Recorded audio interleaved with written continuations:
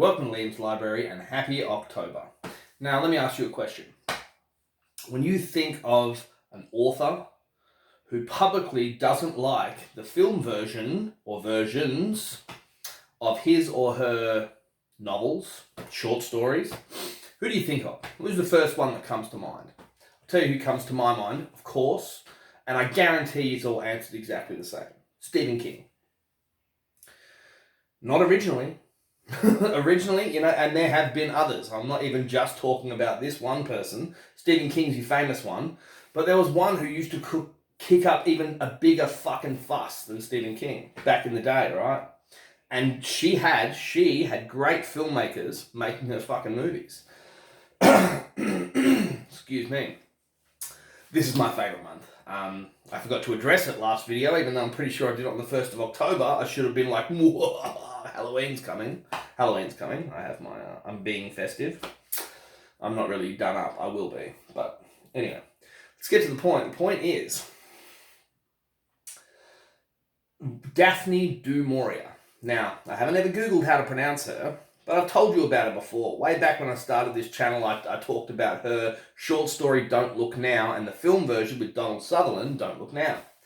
About some crazy midget running around Venice, murdering people. And our protagonist accidentally bumps into them. But there's some psychic weird shit going on too. We're not here to talk about that. This is going to be my first official Halloween video for the month of October for Liam's Library. And we're going to talk about the birds. The birds, finally the birds, right? But I'm not talking about the movie. I'll give it a mention, the Alfred Hitchcock film. I'm talking about the book, man. Oh, the short story. It's in here, in my, special edition thing that I just fucking love by Daphne du Maurier. Don't Look Now and Other Stories. The last story in there is the birds, right? Now, I haven't sat down and watched Alfred Hitchcock's The Birds for this review, because that's not what I want to do. I'm here to talk about what she did, not what he did. So I'm going on my memory, because I've seen The Birds 20, 30 times, most of the time when I was a kid, but I'm sure I've seen it in my 20s. It's shot in black and white. It's an Alfred Hitchcock movie. A woman goes to an island. I don't know if she moves there or she goes there. Anyway, she, touches base with the locals. And very slowly we start to notice the birds in this town acting peculiar. Now, I'm going to stop right there because, like I said, I want to talk about the short story by Daphne du Maurier, not the movie. In the book, we meet a farmer.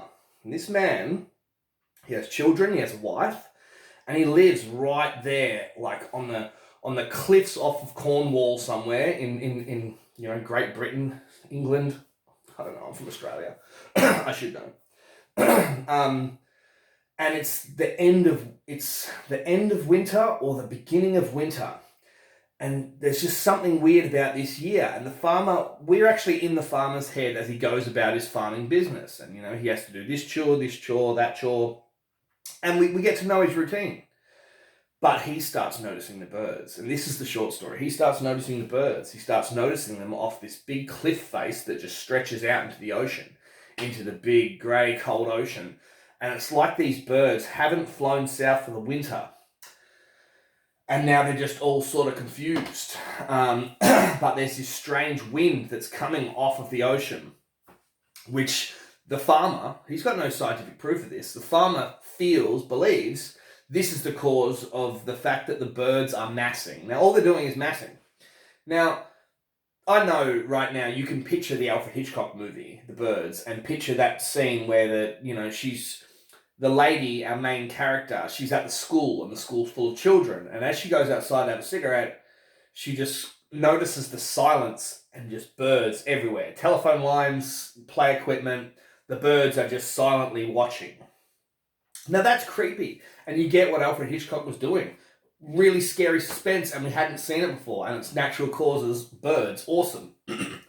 In the book, it's even scarier. In the book, it's not like that. In the book, the farmer is just noticing the gulls floating on the ocean as the ocean does this. Like the big, deep ocean. And he's seen gulls do it before, but this is by the billions and billions of gulls. You can't see the ocean. You can just see the gulls moving. And he's been listening to his radio. And his radio says, this is happening all over London. all over England, everywhere, right? And it's happening. It's causing a bit more trouble in the bigger places like the city. Planes can't fly around. Like, it's getting a bit fucking serious. They haven't attacked anyone yet, but our protagonist, you're in his head this whole time. Excuse me. Happy Halloween. Anyway, like, they haven't attacked anyone yet, but we're in the farmer's mind, and he's he's worried about what they're doing. Excuse me. He's worried about them massing, and he doesn't think that anybody's taking it as seriously as him, because he's running the what ifs through his head. While he's running the what ifs through his head, the birds are getting worse, and they're all common birds. So we actually get to tick off the list of what birds are where and what damage they're doing. But he's got to worry about the gulls, especially the gulls, because he's on the coast. So they start attacking. And the suspense in this bit's awesome, because he's decided to walk his children to the school bus because he doesn't trust the birds. And he gets back just in time, but I think he keeps the kids at home because he just doesn't like the look of the birds and how they're circling the children. He gets them in just in time when they start attacking. And they have to board up their house. And the birds, and like, our farmer's a really clever guy. One thing he did forget was the chimney, but, there's nearly a big drama, and then he sets fire, and all the birds get fucking turned into ash, and at intervals, he'll go outside. He starts to work out, in this book, that the intervals come like every 6 hours. So 6 hours of non-stop attacking, and when they listen to their radio, that's happening all over England, maybe all over the world. They can't reach out that far with their communications, so the book highly suggests it. So every 6 hours, and he starts to work out, well, that's when the tide does this and the wind does this, and shit, all right, well, in that 6 hour break and that 6 hour attack, I can reinforce our house, I can fucking quickly duck, get ourselves some supplies, and we can survive the next 6 hours.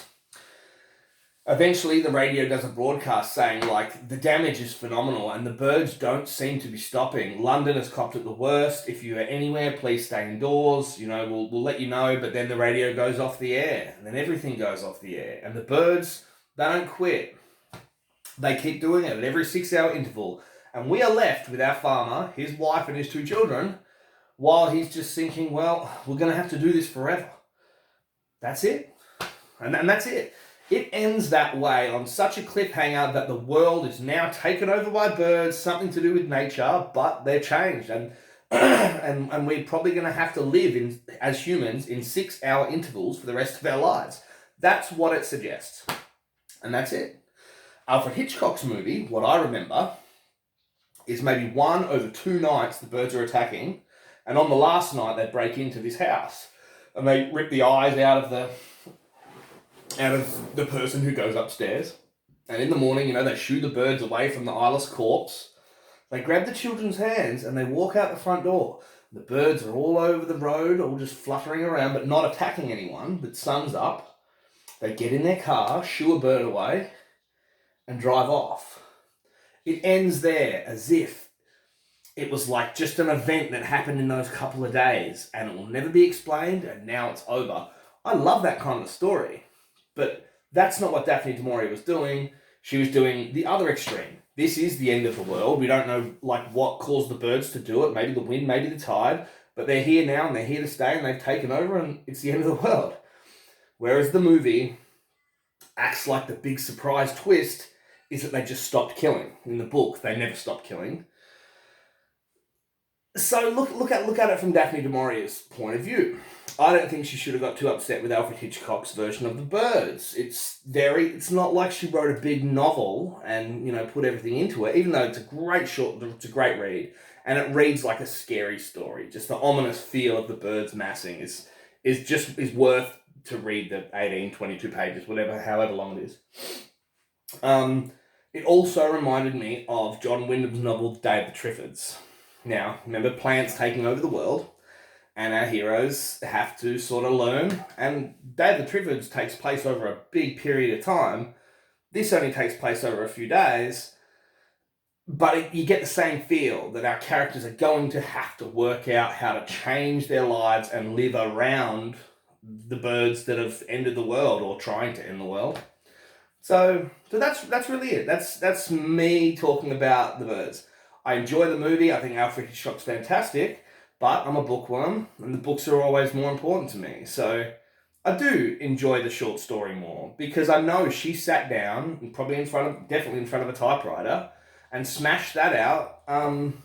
You know, and she was proud of it. She was happy of it. It is a great story. It's a great horror story, a great natural disaster story. And good on Alfred Hitchcock for doing what he did with it. I think if Alfred Hitchcock hadn't have taken liberties, it might have been too short for a fucking film. Shit happens. Anyway, I'm going to leave you there. Stay tuned, because I always tell you what I love, what are great books, and what's awesome, and this and this and this. This Halloween, I'm going to do a shit review. Won't be that long. I'm going to tell you an author that I love and a book that I think sucks. So stay tuned. Subscribe and like. And if you want me to review something, I'll review it. Just leave it in the comments. Take care of one another. Read some great books. Watch some even better fucking movies. And don't take any shit from anyone. Bye-bye.